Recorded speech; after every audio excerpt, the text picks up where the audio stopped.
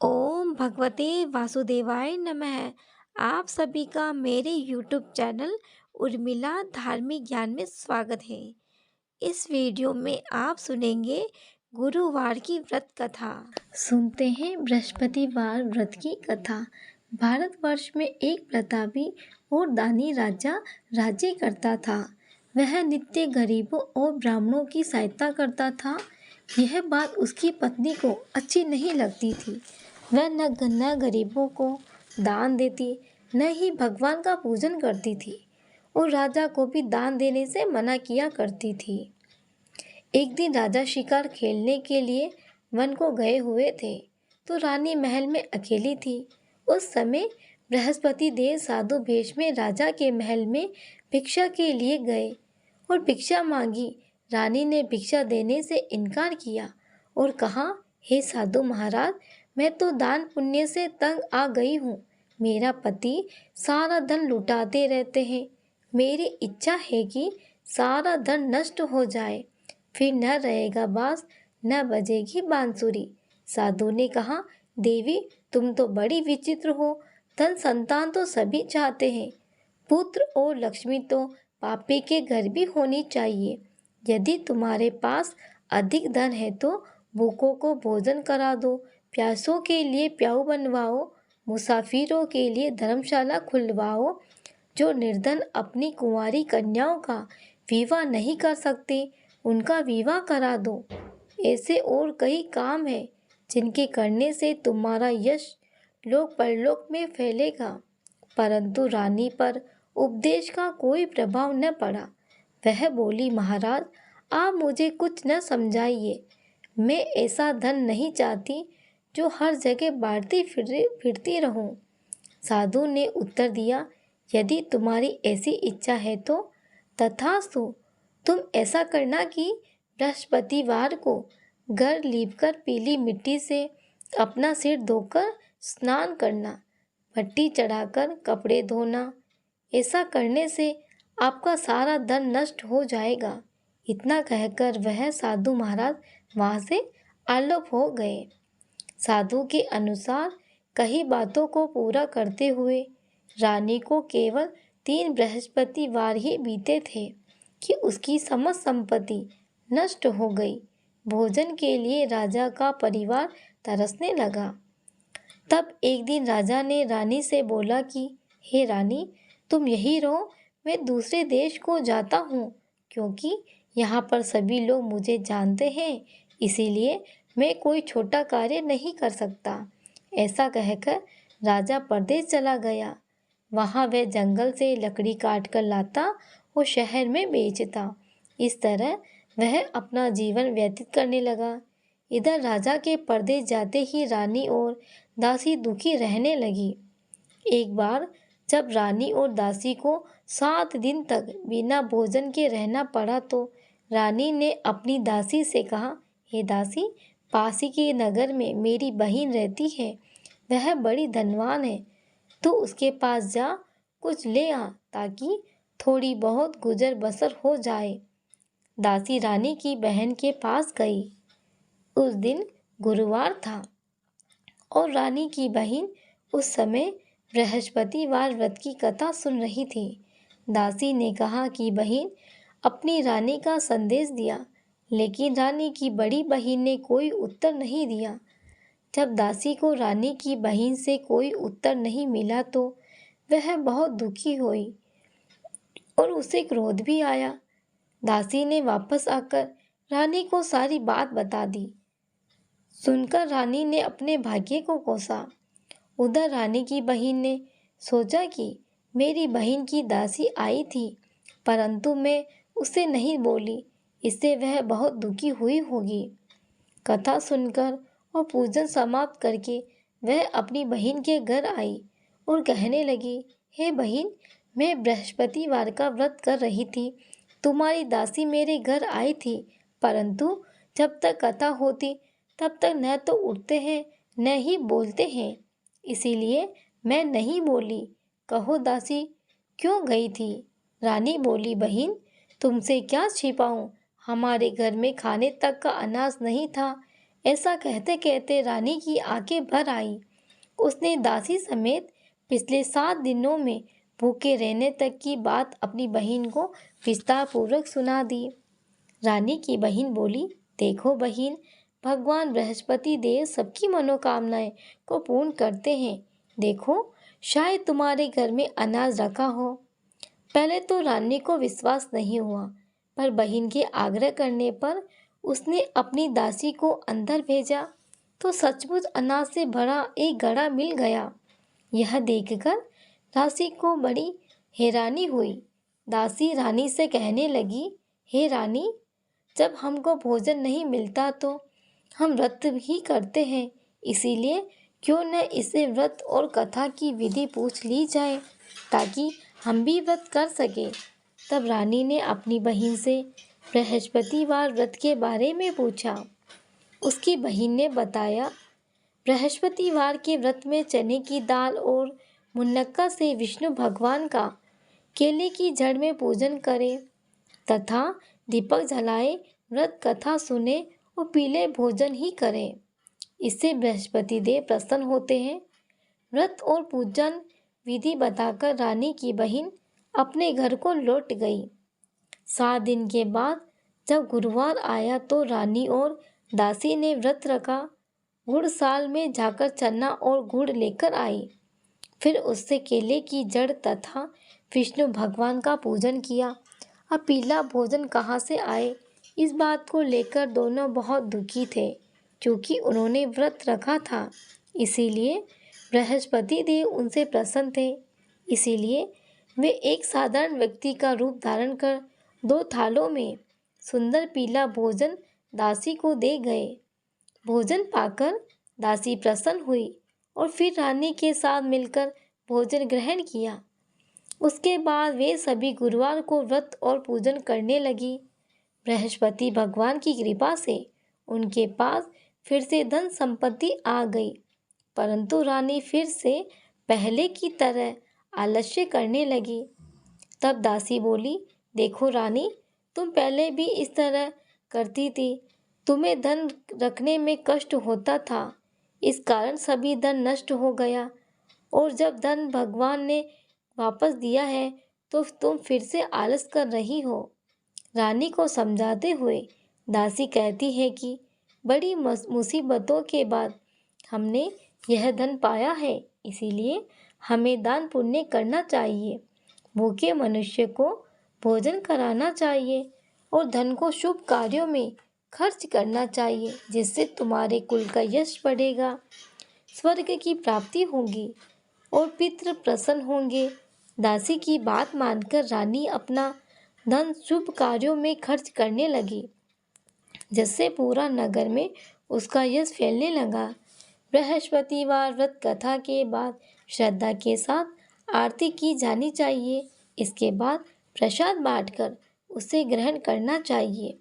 एक दिन राजा दुखी होकर जंगल में एक पेड़ के नीचे आसन जमाकर बैठ गया। वह अपनी दशा को याद करके व्याकुल होने लगा। बृहस्पतिवार का दिन था। एकाएक उसने देखा कि निर्जन वन में एक साधु प्रकट हुए। वह साधु वेश में स्वयं बृहस्पति देव थे। लकड़हारे के सामने आकर बोले, लकड़हारे, इस सुनसान जंगल में तू चिंता मग्न में क्यों बैठा है? लकड़हारे ने दोनों हाथ जोड़कर प्रणाम किया और उत्तर दिया, महात्मा जी, आप सब कुछ जानते हैं, मैं क्या कहूँ? यह कहकर रोने लगा। साधु को अपनी आत्मकथा सुनाई। महात्मा जी ने कहा, तुम्हारी स्त्री ने बृहस्पति के दिन बृहस्पति भगवान का निरादर किया है, जिसके कारण रुष्ट होकर उन्होंने तुम्हारी यह दशा कर दी है। अब तुम चिंता को दूर करके मेरे कहने पर चलो तो तुम्हारे सबको नष्ट दूर हो जाएंगे कष्ट। भगवान पहले से भी अधिक संपत्ति देंगे। तुम बृहस्पति के दिन कथा किया करो। 2 पैसे के चने मुनक्का लाकर उसका प्रसाद बनाओ। शुद्ध जल से लोटे में शक्कर मिलाकर अमृत तैयार करो। कथा के पश्चात अपने सारे परिवार और सुनने वाले प्रेमियों में अमृत तथा प्रसाद बांटकर आप भी ग्रहण करो। ऐसा करने से भगवान तुम्हारी सभी मनोकामनाएं पूरी करेंगे। साधु के ऐसे वचन सुनकर लकड़हारा बोला, हे प्रभु, मुझे लकड़ी बेचकर इतना पैसा नहीं मिलता जिससे भोजन के उपरांत कुछ बचा सकूं। मैंने रात्रि में अपनी स्त्री को व्याकुल देखा है। मेरे पास कुछ भी नहीं जिससे मैं उसकी खबर मांग सकूं। साधु ने कहा, लकड़हारे, तुम किसी बात की चिंता मत करो। बृहस्पति के दिन तुम रोजाना की तरह लकड़ियां लेकर शहर को जाओ। तुमको रोज से दुगुना धन प्राप्त होगा, जिससे तुम भली भांति भोजन कर लोगे तथा बृहस्पति देव की पूजा का सामान भी आ जाएगा। इतना कहकर साधु अंतर्ध्यान हो गए। धीरे धीरे समय व्यतीत होने पर फिर वही बृहस्पतिवार का दिन आया। लकड़हारा जंगल से लकड़ी काटकर किसी शहर में बेचने गया। उसे उसी दिन और दिन से अधिक पैसा मिला। राजा ने चना गुड़ आदि लाकर गुरुवार का व्रत किया। उस दिन से उसके सभी कलेश दूर हुए। परंतु जब दोबारा गुरुवार का दिन आया तो बृहस्पतिवार का व्रत करना भूल गया। इस कारण बृहस्पति भगवान नाराज हो गए। उस दिन उस नगर के राजा ने विशाल यज्ञ का आयोजन किया तथा शहर में यह घोषणा करा दी कि कोई भी मनुष्य अपने घर में भोजन न बनावे, न आग जलावे। समस्त जनता मेरे यहाँ भोजन करने आवे। इस आज्ञा को जो न मानेगा उसे फांसी की सजा दी जाएगी। इस तरह की घोषणा संपूर्ण नगर में करवा दी गई। राजा की आज्ञा के अनुसार शहर के सभी लोग भोजन करने गए, लेकिन लकड़हारा कुछ देर से पहुंचा, इसीलिए राजा उसको अपने साथ घर लेकर गया और ले जाकर भोजन करा रहा था तो रानी की दृष्टि उस खूंटी पर पड़ी जिस पर उसका हार लटका हुआ था। वहां पर दिखाई नहीं दिया। रानी ने निश्चय किया कि मेरा हार इस मनुष्य ने चुरा लिया। उसी समय सिपाहियों को बुलाकर उसको कारागार में डलवा दिया। जब लकड़हारा कारागार में पड़ गया, बहुत दुखी होकर विचार करने लगा कि न जाने कौन से पूर्व जन्म के कर्म से मुझे यह दुख प्राप्त हुआ। उसी साधु को याद करने लगा जो कि जंगल में मिला था। उसी समय तत्काल बृहस्पति देव साधु के रूप में प्रकट हुए। उसकी दशा को देखकर कहने लगे, अरे मूर्ख, तूने बृहस्पति देव की कथा नहीं करी, इस कारण तुझे दुख प्राप्त हुआ है। अब चिंता मत कर। बृहस्पतिवार के दिन कारागार के दरवाजे पर 4 पैसे पड़े मिलेंगे। उनसे तू बृहस्पति देव की पूजा करना, तेरे सभी कष्ट दूर हो जाएंगे। बृहस्पतिवार के दिन उसे 4 पैसे मिले। लकड़हारे ने कथा कही। उसी रात्रि को बृहस्पति देव ने उस नगर के राजा को स्वप्न में कहा, हे राजा, तुमने जिस आदमी को कारागार में बंद कर दिया है वह निर्दोष है, वह राजा है, उसे छोड़ देना। रानी का हार उसी खूंटी पर लटका है। अगर तू ऐसा नहीं करेगा तो मैं राज्य को नष्ट कर दूंगा। इस तरह रात्रि के स्वप्न को देखकर राजा प्रातःकाल उठा और खूंटी पर हार देखकर लकड़हारे को बुलाकर क्षमा मांगी तथा लकड़हारे को योग्य सुंदर वस्त्र आभूषण देकर विदा कर दिया। बृहस्पति देव की आज्ञा के अनुसार लकड़हारा अपने नगर को चल दिया। राजा जब अपने नगर के निकट पहुंचा तो उसे बड़ा आश्चर्य हुआ। नगर में पहले से अधिक बाग, तालाब, कुएं तथा बहुत सी धर्मशाला, मंदिर आदि बन गई। राजा ने पूछा, यह किसका बाग और धर्मशाला है? तब नगर के सब लोग कहने लगे, ये सब रानी और बांदी के हैं। तो राजा को आश्चर्य हुआ, गुस्सा भी आया। तब रानी ने यह खबर सुनी कि राजा आ रहे हैं तो उन्होंने बांदी से कहा कि हे दासी, देख, राजा तुमको कितनी बुरी हालत में छोड़ गए थे। हमारी ऐसी हालत देखकर वह लौट न जाए, इसीलिए तू दरवाजा पर खड़ी हो जा। आज्ञा के अनुसार दासी दरवाजे पर खड़ी हो गई। राजा आए तो उन्हें अपने साथ लीवा आई। तब राजा ने क्रोध करके अपनी रानी से पूछा कि यह धन तुम्हें कैसे प्राप्त हुआ। तब उन्होंने कहा, हमें यह सब धन बृहस्पति देव के व्रत के प्रभाव से प्राप्त हुआ है। राजा ने निश्चय किया कि 7 रोज बाद तो सभी बृहस्पति देव का पूजन करते हैं, परंतु मैं प्रतिदिन दिन में 3 बार कहानी तथा रोज व्रत किया करूँगा। अब हर समय राजा के दुपट्टे में चने की दाल बंधी रहती है तथा दिन में 3 बार कहानी कहता। हर रोज राजा ने विचार किया, चलो अपनी बहन के यहाँ हो आवे। इस तरह निश्चय कर राजा घोड़े पर सवार हो अपनी बहन के यहाँ को चलने लगा। मार्ग में उसने देखा कि कुछ आदमी मुर्दे को लिए जा रहे हैं। उन्हें रोककर राजा कहने लगा, अरे भाइयों, मेरी बृहस्पति देव की कथा सुन लो। वे बोले, लो, हमारा तो आदमी मर गया है, इसको अपनी कथा की पड़ी है। परंतु कुछ आदमी बोले, अच्छा कहो, हम तुम्हारी कथा भी सुनेंगे। राजा ने दाल निकाली और जब कथा आदि हुई थी, मुर्दा हिलने लगा। जब कथा समाप्त हो गई तो राम राम कह के मनुष्य उठकर खड़ा हो गया। आधे मार्ग में उसे एक किसान खेत में हल चलाता मिला। राजा ने उसे देखकर उसे बोला, अरे भाई, तुम मेरी बृहस्पतिवार की कथा सुन लो। किसान बोला, जब तक मेरी कथा सुनूंगा तब तक 4 हरया जोत लूँगा। जा अपनी कथा किसी और को सुनाना।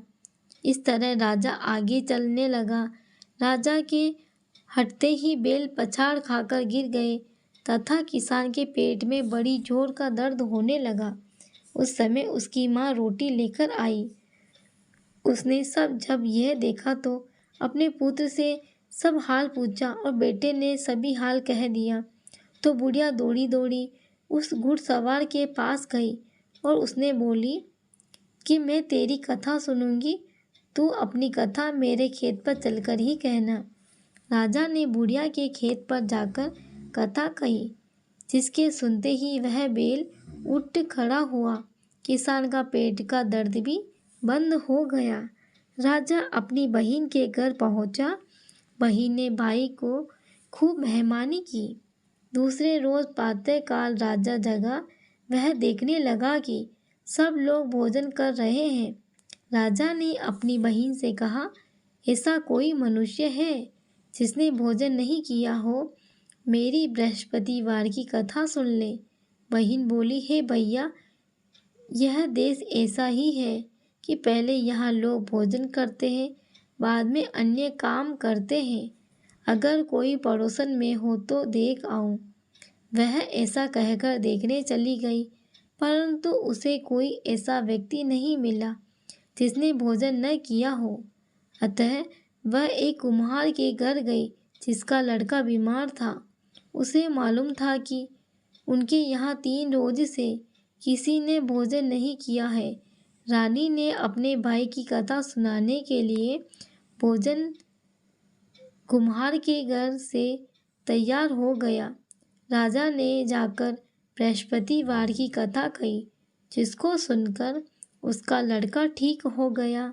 अब तो राजा की प्रशंसा होने लगी।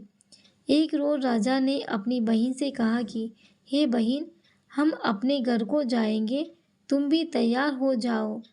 राजा की बहन ने अपनी सास ने कहा, हाँ चली जा, परंतु अपने लड़कों को मत ले जाना, क्योंकि तेरे भाई की कोई औलाद नहीं है। बहन ने अपने भाई से कहा, हे भैया, मैं तो चलूँगी, पर कोई बालक नहीं जाएगा। राजा बोला, जब कोई बालक नहीं चलेगा तब तुम क्या करोगी? बड़े दुखी मन से राजा अपने नगर को लौट आया। राजा ने अपनी रानी से कहा, हम निर्वंशी हैं, हमारा मुँह देखने का धर्म नहीं है और कुछ भोजन आदि नहीं किया। रानी बोली, हे प्रभु, बृहस्पति देव ने हमें सब कुछ दिया है, वह हमें औलाद अवश्य देंगे। उसी रात को बृहस्पति देव ने राजा से स्वप्न में कहा, हे राजा, उठ, सभी सोच त्याग, तेरी रानी गर्भ से है। राजा की यह बात सुनकर बड़ी खुशी हुई। 9वें महीने में उसके गर्भ से एक सुंदर पुत्र पैदा हुआ।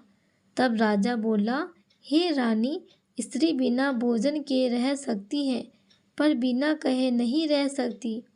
जब मेरी बहन आवे तुम उनसे कुछ कहना मत। रानी ने सुनकर हाँ कर दिया। जब राजा की बहन ने यह शुभ समाचार सुना तो वह बहुत खुश हुई। बधाई लेकर अपने भाई के यहाँ आई। तभी रानी ने कहा, घोड़ा चढ़कर तो नहीं आई, गधा चढ़ी आई। राजा की बहन बोली, भाभी, मैं इस प्रकार न कहती तो तुम्हें औलाद कैसे मिलती। बृहस्पति देव ऐसे ही जैसे जिनके मन में कामनाएं हैं सभी को पूर्ण करते हैं। जो सद्भावना पूर्वक बृहस्पतिवार का व्रत करता है एवं कथा पढ़ता है अथवा सुनता है, दूसरों को सुनाता है, बृहस्पति देव उसकी सभी मनोकामनाएं पूर्ण करते हैं। श्रवण करते हैं विष्णु भगवान की आरती का। ओम जय जगदीश हरे, स्वामी जय जगदीश हरे।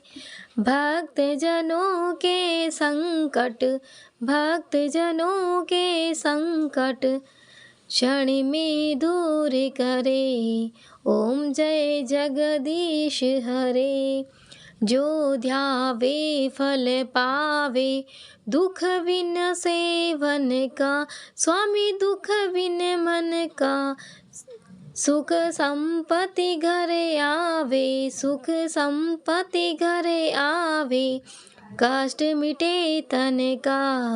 ओम जय जगदीश हरे। मात पिता तुम मेरे, शरण गहूँ किसकी, स्वामी शरण गहूँ मैं किसकी। तुम बिन और न दूजा, तुम बिन और न दूजा, तुम बिन आस करो जिसकी। ओम जय जगदीश हरे।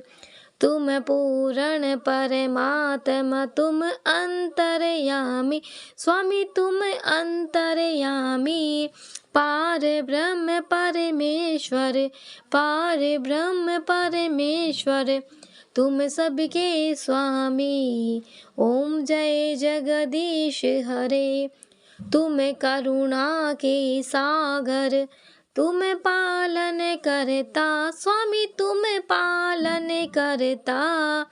मैं मूर्ख खल कामी, मैं मूर्ख खल कामी, कृपा करो भरता। ओम जय जगदीश हरे। तुम हो एक अगोचर, सबके प्राणपति, स्वामी सबके प्राणपति। किस विधु मिलूं दया में, किस विधु मिलूं दया में, तुमको मैं कुमति। ओम जय जगदीश हरे। दीन बंधु दुख हरता, ठाकुर तुम मेरे, स्वामी ठाकुर तुम मेरे। अपने हाथ उठाओ, अपने हाथ उठाओ, द्वार पड़ा तेरे। ओम जय जगदीश हरे। श्रद्धा भाव बढ़ाओ, संतन की सेवा, स्वामी संतन की सेवा। ओम जय जगदीश हरे। ओम जय जगदीश हरे, स्वामी ओम जय जगदीश हरे। भक्त जनों के संकट क्षण में दूर करे, स्वामी क्षण में दूर करे। ओम जय जगदीश हरे। ओम जय जगदीश हरे, स्वामी जय। ओम जय जगदीश हरे। आप सभी को यह वीडियो पसंद आया हो तो प्लीज़ इस वीडियो को लाइक करें, शेयर करें, सब्सक्राइब करें। आप सभी का बहुत बहुत धन्यवाद।